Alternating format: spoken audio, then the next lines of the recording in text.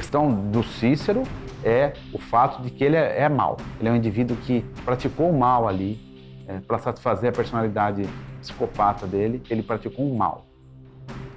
Nunca mais eu vou ouvir isso da Débora. Mãe, eu te amo. Mãe, onde você está?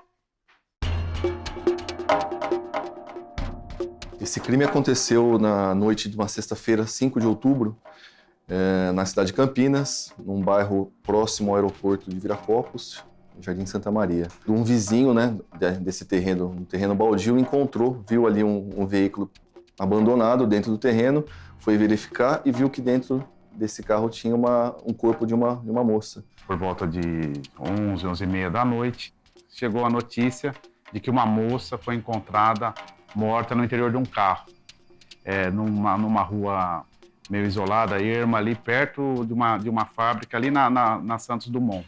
Sempre que há um homicídio, normalmente o primeiro a chegar ou é a polícia militar, guarda municipal, e tratando-se de homicídio, o caso passa à polícia civil.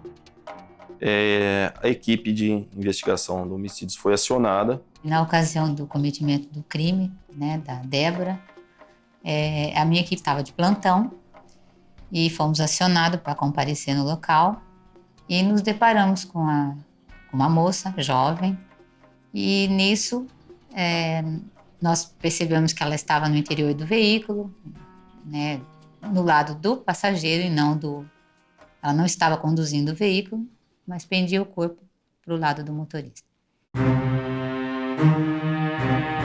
A vítima era uma moça, 21 anos de idade, estava começando a vida, era muito bonita, era extremamente fácil de fazer amizades, extrovertida. A Débora era uma menina feliz, uma energia muito positiva, uma energia boa, um coração muito bom. Ela trabalhava numa empresa da cidade lá mesmo, de Hortolândia. Trabalhava durante o dia, à noite fazia faculdade e nos finais de semana, de sábado, ela fazia o curso de comissário e também tirava o tempo para sair. Ela saía, ela se divertia. A Débora era uma moça trabalhadora, uma excelente filha, uma moça de bem com a vida, que tratava todos bem. Uma moça que estava descobrindo a alegria de sair, de encontrar pessoas, de eventualmente ficar com alguém. Mas uma moça responsável, uma moça que não dava nenhum problema, uma moça que não tinha problema com droga, uma moça que não tinha nenhum problema com esse tipo de coisa. E a Débora era minha companheira. Então a gente brincava muito, saía no trânsito, a gente ria, achava graça de qualquer coisa, sabe? Confessava coisa uma para outra. Então, assim, eu perdi isto. Mensagem era toda hora: mãe, cadê você? Mãe, você já está no teu trabalho? Mãe, eu te amo. E era muito amiga desse homicida, desse assassino, por infelicidade. Amiga, inclusive, de muito tempo, quase de infância.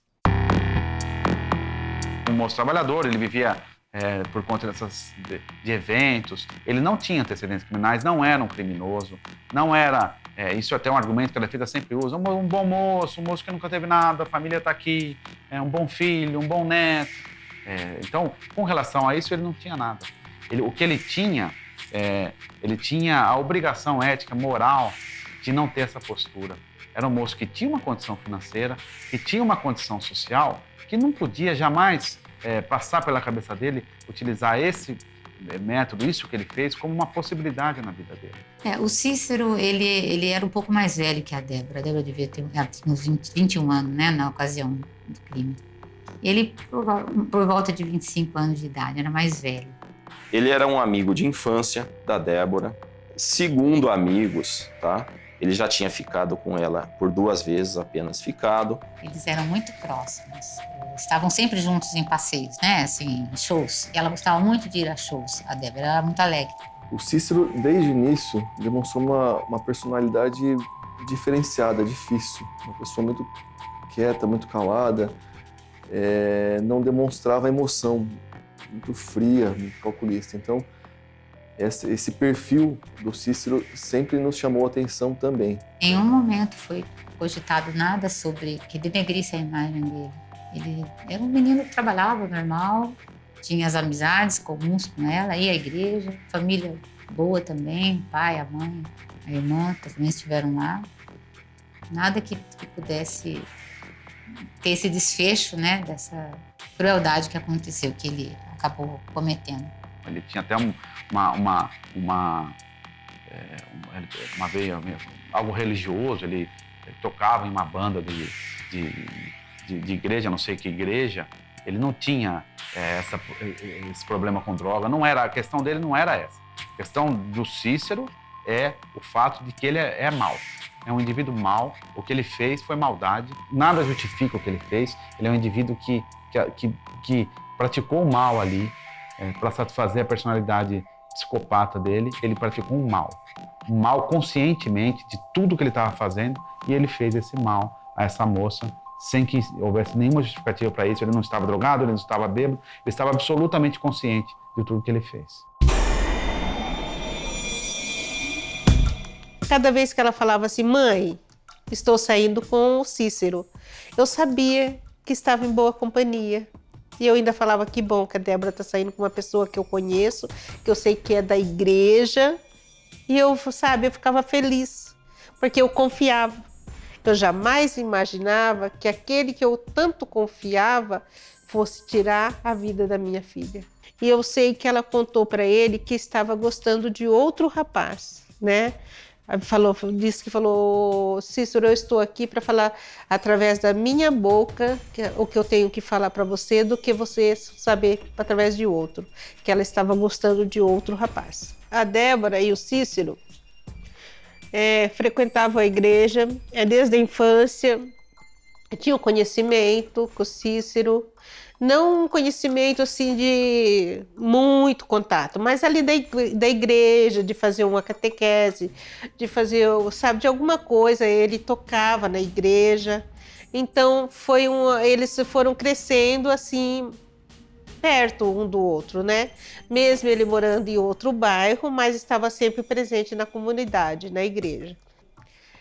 Um tempo houve um distanciamento entre eles, mas depois ele voltou, a amizade voltou mais forte, assim.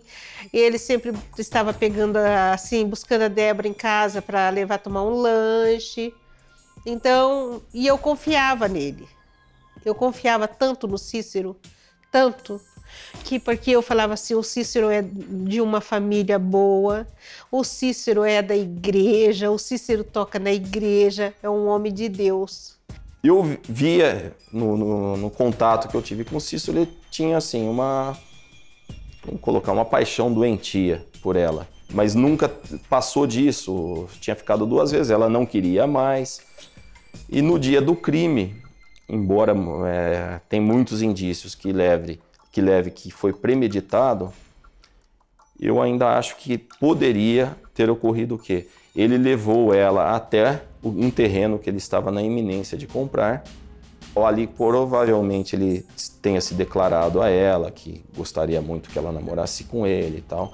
E ela deve ter dito alguma coisa muito, assim, que desmoronou todos os planos dele, e ele ali deu um surto inexplicável. O real motivo, eu acho que é realmente essa questão de sentimento egoístico, sentimento de ódio, sentimento de não gostar de ser contrariado. Realmente que revela uma característica de um psicopata, dessa pessoa que acha que é tudo contra ele, que na verdade ele tem todas as justificativas do mundo para fazer o mal. Porque, na verdade, se ele está se sentindo injustiçado, se ele está se sentindo, é porque ele realmente está, e ele merece até matar, ele tem a justificativa até para fazer isso. Não eram namorados, sabe? A Débora teve um namoro firme com outro rapaz, depois não deu certo esse namoro, ela ficou sozinha, mas não namorou ninguém. Ela começou a gostar de outro rapaz, né? E até uns 15 dias antes ela falou, mãe, eu vou até na casa do Cícero fazer um trabalho de psicóloga. Então ela foi até na casa do Cícero conversar com ele. E depois eu sei que durante esses 15 dias também começou a haver um atrito entre os dois. entendeu? Primeiro houve uma discussão, não sei se foi primeiro num posto de gasolina ou num restaurante. Eles discutiram porque ele começou a implicar assim, com a Débora. Ele começou a implicar e a Débora não gostou, a Débora também falou que não gostou e tal. E depois houve uma segunda discussão entre eles, que não sei se foi no restaurante. Sei que houve uma segunda discussão, que a Débora falou que era melhor cada um aí seguir o seu caminho, né? Já que não estava dando certo a amizade, então que cada um prosseguisse a sua amizade. Foi aonde que o Cícero sentiu que ele estava sendo rejeitado. No dia foi assim, eu acordei, né? Fui para o meu trabalho, né? Eu sou professora, fui para a rede estadual de ensino. E eu costumava sempre falar tchau para os meninos, Deus abençoe, tudo. Mas nesse dia eu senti algo estranho. Eu não senti vontade de ir no quarto da Débora, não fui nem no quarto da Débora e nem do Vitor. Virei para ir até o quarto da Débora, eu senti que algo me puxou. Eu não fui, mas eu pensei positivo e fui para o trabalho, né? Assim que eu saí da rede estadual e fui para o outro trabalho, e eu fui mandando mensagem para Débora. Débora, a mãe está indo para uma loja muito linda. Eu esperava que ela me retornasse assim: eu vou com você, mamãe, eu vou com você, não vai, me espera. E eu estava provocando a Débora e ela não respondia: eu vou com você. Sabe, eu esperava a resposta: eu vou com você, como ela sempre fazia, né? E fomos. Depois eu sei que eu cheguei no centro da cidade que eu moro, que é em Hortolândia, e mandei uma mensagem para ela: filha, a mãe não vai mais. Ela falou: por quê? Falei: por que não? Então eu fui para o trabalho. E lá me concentrei no trabalho, tudo, me concentrei. Depois eu já mandei uma mensagem: filha, você busca a mãe hoje? Busco. Daí já eram umas 4h20, mais ou menos, eu mandei outra mensagem: Débora, você pega a mãe? Pego. A mãe, que era muito próxima à menina, a menina que costumava sempre buscar a mãe em Hortolândia, onde a mãe trabalhava. Nesse dia, por volta de 5h30 da tarde, a mãe recebe uma mensagem dela dizendo que não ia. Que a menina não ia, que a Débora não ia buscá-la naquele dia, que ela ia se atrasar um pouco. 5h para as 6, a Débora não chegou, né? Depois chegou, o horário foi passando e a Débora não chegava, e na caixa postal, na caixa postal, na caixa postal. Eu falei: o que aconteceu? Mas eu estava na esperança, fiquei esperando, falei: alguma coisa acontece, né? Acontece de atrasar. E fiquei ali, estava lendo um livro. Fiquei lendo, depois ia ter a apresentação de balé, as criancinhas, e eu fiquei encantada olhando aquelas criancinhas, e o tempo passando. Chegou às 19 horas, nada. Chegou às 19h30, nada. E assim foi. A hora que deu umas 15 para, né, assim, era quase 20 horas. Eu liguei pro Vitor, falei: Vitor, vem buscar a mãe, que a Débora não apareceu. Então o Vitor foi me buscar e eu fui quieta para casa. E aí a família desesperada, porque depois de 2, 3 horas ela não aparece, não dá notícia. Cheguei em casa, como mãe, eu comecei a andar, que eu já sou agitada por natureza. Eu comecei a andar, ia de quarto em quarto, ia para a cozinha, ia para a sala, voltava. Daí chegou, já era quase 9 horas da noite. Eu liguei para o Vitor Hugo: Vitor Hugo, a sua irmã não chegou, vem para casa. O Vitor rapidinho chegou em casa e saiu à procura da irmã, né? Ele saiu porque até esse horário, celular desligado, não dava na caixa postal, tudo. Falei: a Débora nunca fez isso. A Débora nunca tinha feito isso. Sua chamada está sendo encaminhada para a caixa de mensagens e estará sujeita a cobrança após. E daí o Vitor foi procurou aos arredores da onde ela trabalhava, da empresa que ela trabalhava. Depois foi no centro de Hortolândia e foi para Campinas também, a cidade mais próxima, procurar ali onde ela sempre ia, sabe? Ela ia lá nos barzinhos do Cambuí, que era lugar onde o jovem frequenta, né? No lugar onde os jovens sempre estão. Ele foi procurar pela Débora e voltou sem resposta. não achou a Débora. E nisso eu recebi uma ligação no meu celular, aparecia um número, só que eu não sabia quem era, não aparecia o nome, eu falei, é um desconhecido.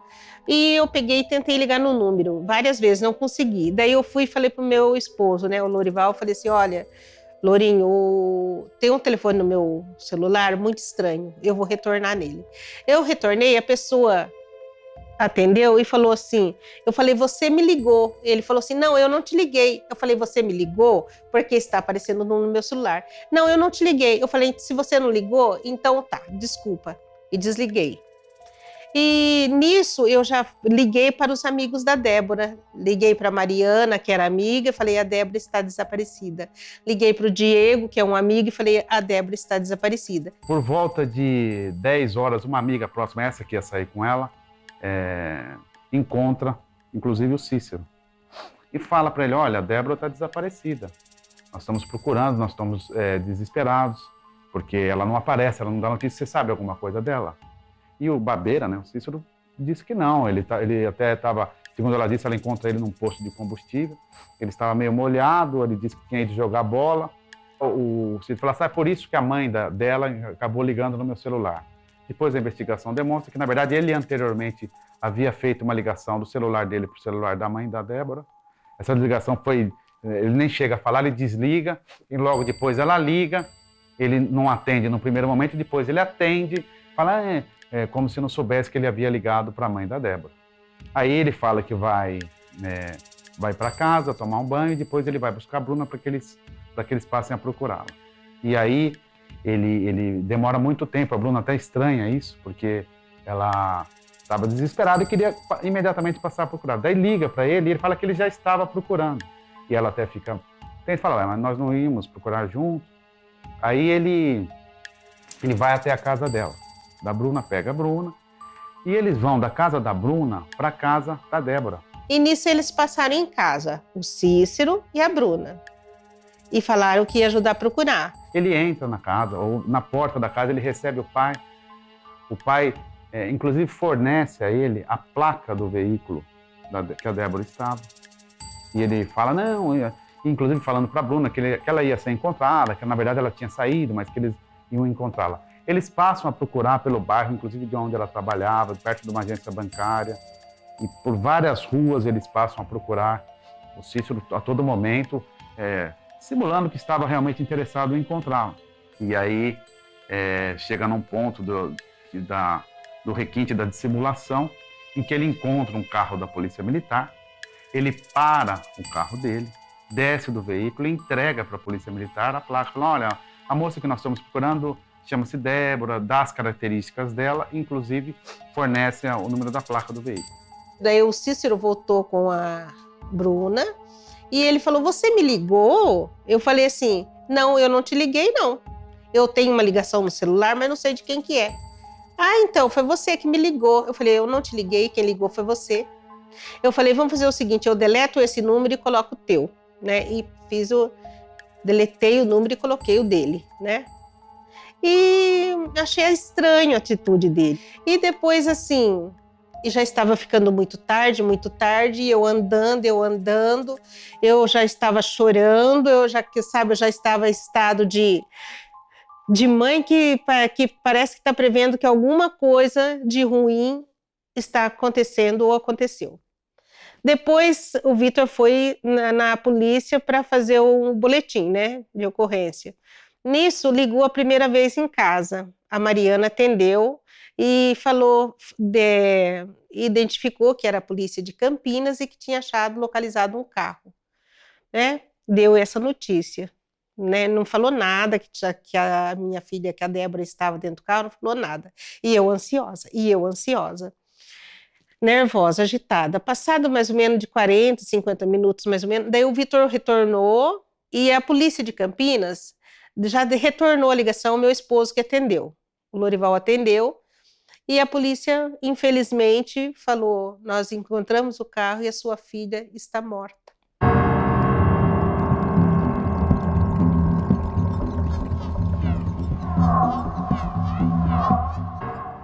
Logo depois, a Bruna ele deixa a Bruna e a Bruna recebe a notícia, então, de que aquela pessoa que estava no carro perto da Santos Dumont, no interior do veículo, uma moça loira, encontrado dentro do veículo também um espetinho de carne que tinha sido consumido minimamente, que essa moça era a Débora. Ela recebe essa informação, não sei se do irmão ou do pai, e aí ela liga para o Cícero para dar essa informação a ele de que a Débora tinha sido encontrada.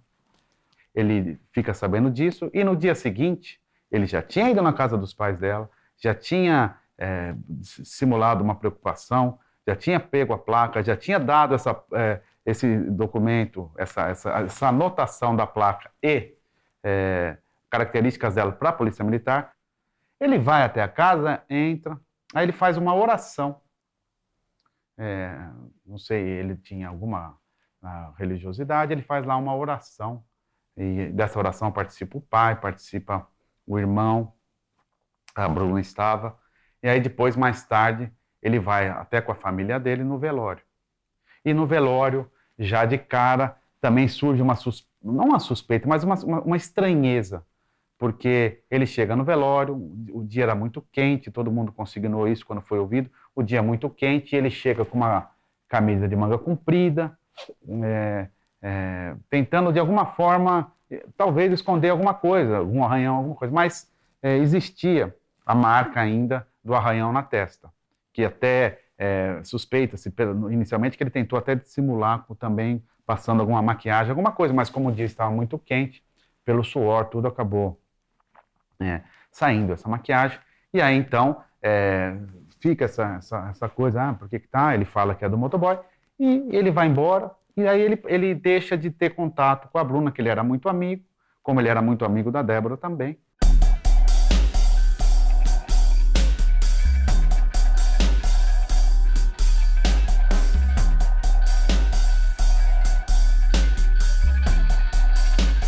Os investigadores chegaram ao local, trata-se de um bairro periférico da cidade, escuro, e o único indício que a gente tinha ali mesmo é que teria havido uma breve luta corporal e o que chamou a atenção, na verdade, foi a existência de um espetinho, um pequeno espeto de carne dentro do carro. No dia também a perícia esteve no local e, a princípio, pensou-se em até um sequestro relâmpago, que pudesse ter ocorrido um sequestro relâmpago e tal. E essa hipótese foi descartada após o laudo do exame necroscópico, que constatou um pedaço de carne na boca da vítima e um espeto de carne também no chão do veículo. Então deduziu-se que se tratava de alguém conhecido dela, porque ninguém sofrendo um sequestro relâmpago vai estar comendo. No local do crime, encontrava-se presente também o irmão da Débora, o Vitor. E nós tivemos o primeiro contato com o familiar dela, né? E que nesse momento nós indagamos alguma coisa sobre o que ela teria feito, né? O que poderia ter acontecido, onde que ela estaria. E ele nos disse que o último contato, que foi uma mensagem que ela teria passado para a mãe, que ela iria buscar a mãe na saída do trabalho, na cidade de Hortolândia, que era onde ela residia com a família. E houve essa mensagem que ela atrasaria um pouco. E depois disso, ela não houve mais nenhuma comunicação com a irmã e nem com a família.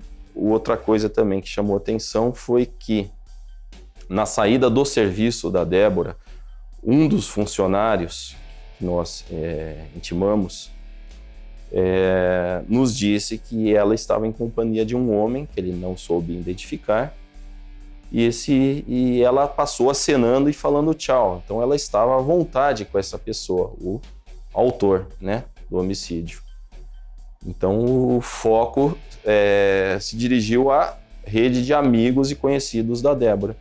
E aí solicitamos que os familiares comparecessem à delegacia, onde nós iniciamos os primeiros contatos com a família também ali, para ouvir todo mundo. Bom, dando início à investigação, nós chamamos os familiares, os colegas, amigos, colegas de trabalho, passamos a ouvi-los. E aí Na oitiva da mãe da Débora, Dona Diva, ela levantou um ponto importante sobre a atitude de um amigo da Débora na data do fato.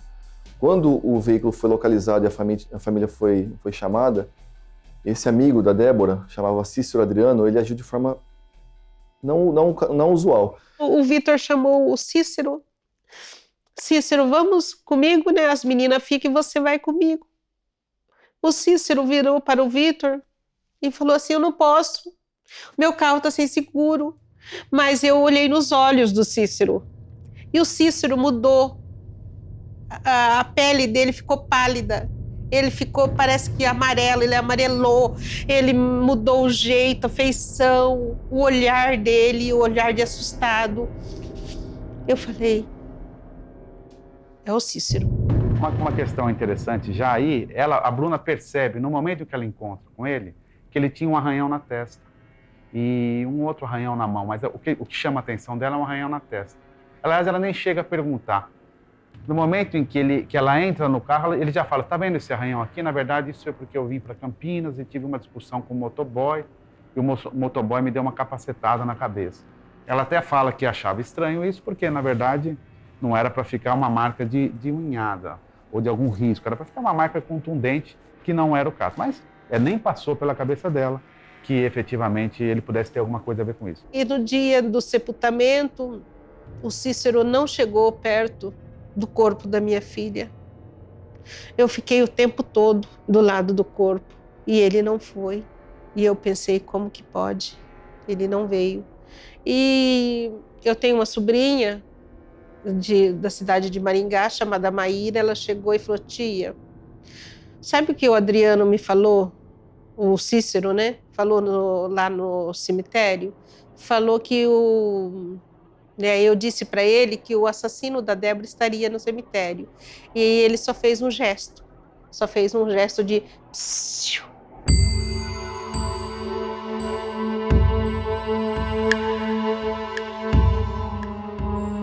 Intimamos o Cícero, entre outras pessoas que estiveram no velório, as pessoas próximas. Ouvimos todas as pessoas na delegacia.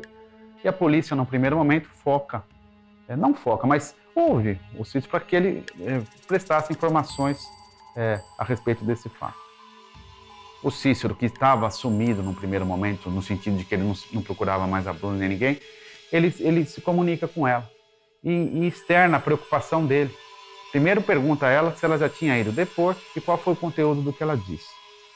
E aí depois ele fala que está meio preocupado, porque na verdade pode ser que a polícia suspeite dele, porque pode ser que a polícia encontre alguma digital dele no interior do carro, porque segundo inclusive a Bruna, um pouco antes do crime, uma semana antes do crime, ela, a Débora e o Cícero se encontraram.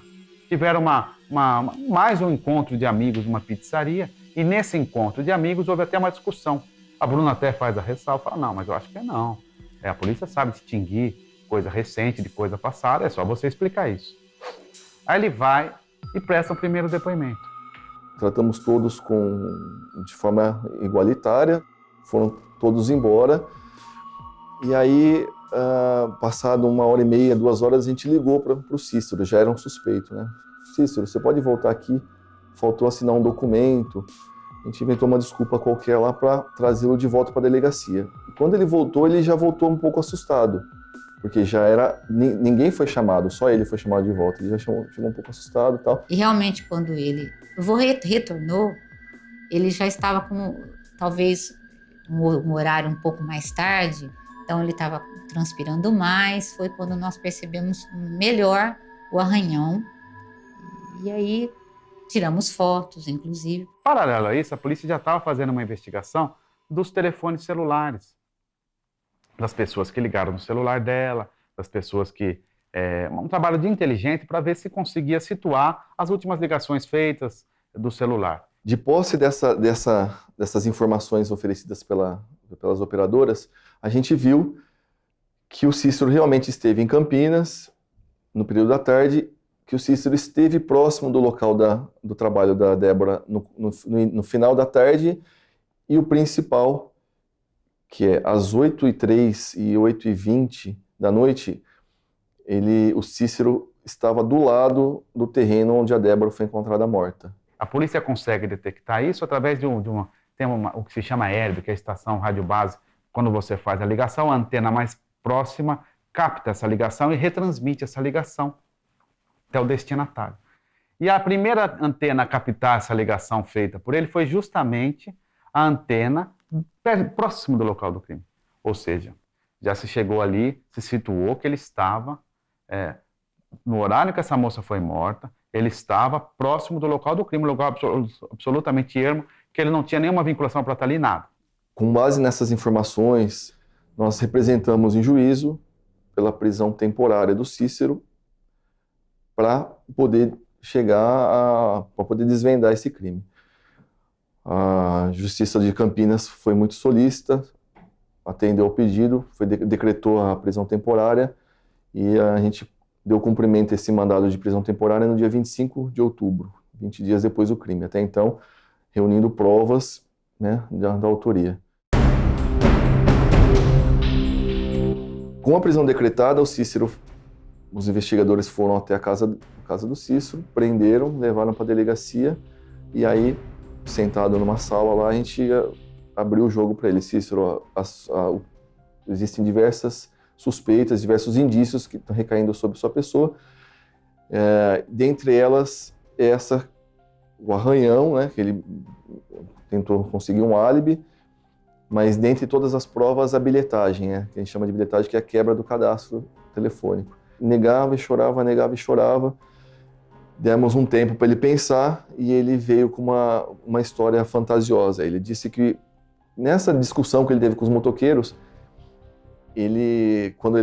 os motoqueiros humilharam ele, bateram e xingaram e tudo mais. Ele falou que ficou movido por uma raiva tão grande ali que a única coisa que ele conseguiu ver foi que o baú da moto desse motoqueiro que o agrediu tinha 2 adesivos, de uma companhia aérea e de uma operadora de cargas lá de Viracopos. E ele, movido por essa raiva, ele foi até as proximidades do aeroporto para tentar ali encontrar esse motoqueiro que ele queria passar por cima, que ele queria encontrar sozinho, umas coisas. E a gente falou: Cícero, é isso que você tem para dizer? Não, é isso que aconteceu, tal. Não vamos nem te ouvir aqui hoje, então você está preso, vai lá para a unidade de detenção provisória e pensa no que aconteceu. Ele foi conduzido para a cadeia, nós continuamos as investigações. 4 dias depois, tiramos o Cícero para fazer diligências. Aí, quando ele chegou, ele falou: não, realmente não foi isso que aconteceu, eu menti, a história é outra. Ele tenta dizer que ele, na verdade, estava passando pelo local do trabalho dela, ou numa rua, e daí ele encontrou-a por acaso, mas ela não ouviu, ela estava num carro com uma outra pessoa. Que, com relação a isso, é importante que a testemunha da empresa em que ela trabalhava viu ela saindo por volta de 5h30 da tarde do local, sozinha, e retornando na mesma rua pouco tempo depois com uma pessoa dentro do carro. Essa pessoa dentro do carro era ele. Só que daí, quando ele é ouvido na polícia, já suspeito do crime, ele diz que ele, por acaso, encontrou-a. Então ele seguiu porque ela estava com uma pessoa no carro e ele queria pregar uma peça nela, dizer que ele estava vendo que ela estava com outra pessoa. Uma coisa absolutamente ridícula. Ele viu o casal e passou a seguir a Débora e esse tal amigo, porque ele queria saber quem era essa pessoa, para dias depois chegar na Débora, tirar um sarro, falar: você estava com fulano, te vi. Uma coisa meio sem cabimento, né? E aí ele foi seguindo a Débora e essa pessoa até eles chegaram na proximidade do aeroporto de Viracopos. Aí ele perdeu de vista, ele se perdeu de vista e voltou, abortou essa operação fantasiosa dele e voltou para casa. Isso tudo a polícia conseguiu desmontar, não apenas porque tinha lá a filmagem do shopping que ele se encontrava, também pela própria bilhetagem dos telefones indicando que por volta das 8 horas ele estava no local do crime. Depois, mais tarde, ele fez outras ligações indicando que ele estava em Campinas, e ele dizia que estava na casa dos pais, que era em Hortolândia. Não estava em Campinas. E aí a polícia, ele continua negando, a polícia passa a fazer todo esse monitoramento para desmontar essa versão dele.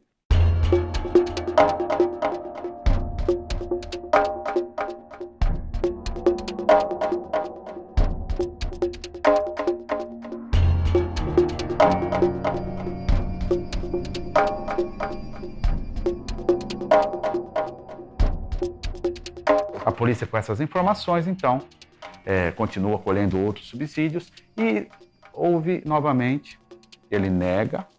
E aí, com esse elemento, e a polícia, paralelamente a isso, buscando outros elementos de prova, quando essa moça é encontrada morta, foi determinado, isso é um padrão, deve ser um padrão, e nesse caso foi o padrão observado, deve ser observado de cortes de unha, cortar a unha para ver eventualmente se existe algum material genético que possa futuramente ser comparado com algum suspeito, alguma pessoa no curso das investigações. Isso foi feito. Então foi lá retirado material genético consistente na unha, cortaram as unhas da Débora e a polícia científica guardou isso para alguma comparação. Quando o Cícero foi ouvido lá na primeira vez, não na parte da manhã, na parte da tarde, nós pedimos para que ele oferecesse material genético para uma futura comparação, né, para exame de DNA.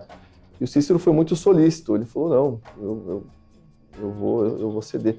Até por conta, num primeiro momento, a gente desconfiava de violência sexual. O material colhido da região genital e da região da unha. Da unha constatou o material genético dele, mas somente isso, não houve abuso. A última prova aí, inquestionável, é a prova do DNA. Essa não tem como... É incontestável, é uma prova não com 100% de certeza, com 1000% de certeza. Quando a perita aqui de São Paulo ela ligou avisando, o laudo está pronto.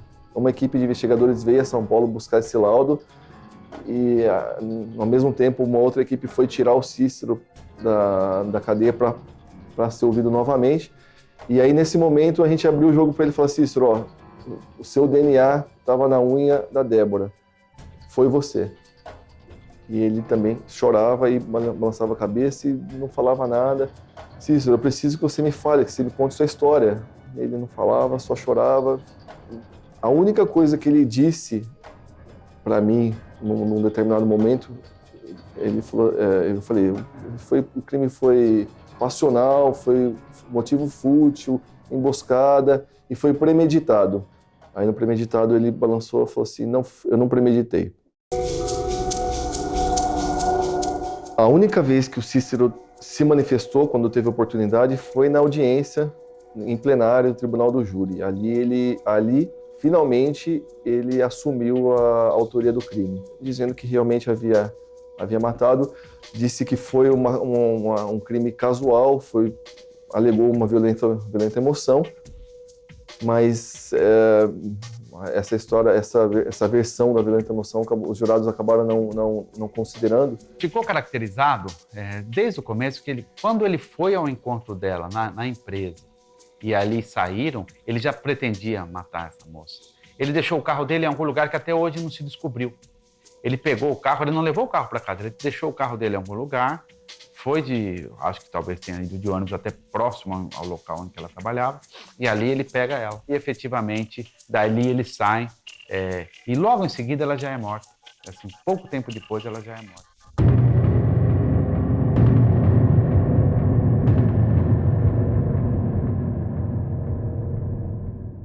Isso revela que não foi algo que aconteceu naquele momento, como quis a defesa falar, de uma discussão que já acarretasse esse fato. Não, eu acho que ele, inclusive pelo fato de que depois ela é deixada naquele terreno, ela pode até ter sido morta ali, indicando que efetivamente ele já tinha na cabeça dele uma rota para levar, para deixar essa moça, para desová-la, para colocá-la em determinado lugar e para que ele pudesse sair dali. Agora, eu não sei bem como foi toda essa dinâmica, porque no momento que ele liga para o pai, certamente foi para que o pai buscasse ou não.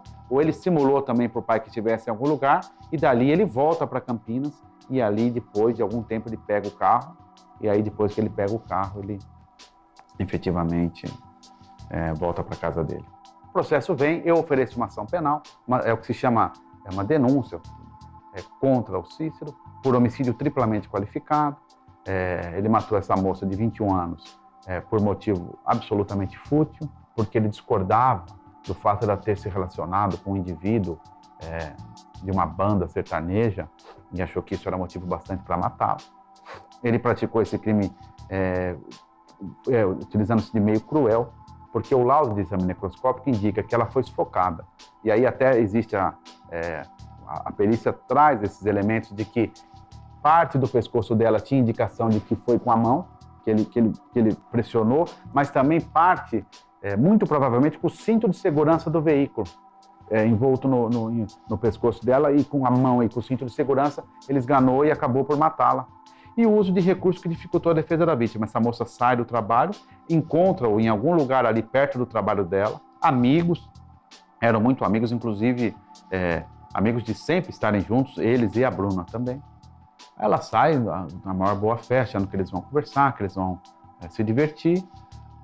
O meio que impossibilitou a defesa da vítima, ele conquistou a confiança dela, enganou, disse que ele queria conversar, e ela não teve qualquer meio de defesa. Então, homicídio triplamente qualificado. E o Cícero foi condenado a uma pena de 18 anos e alguns meses. Né?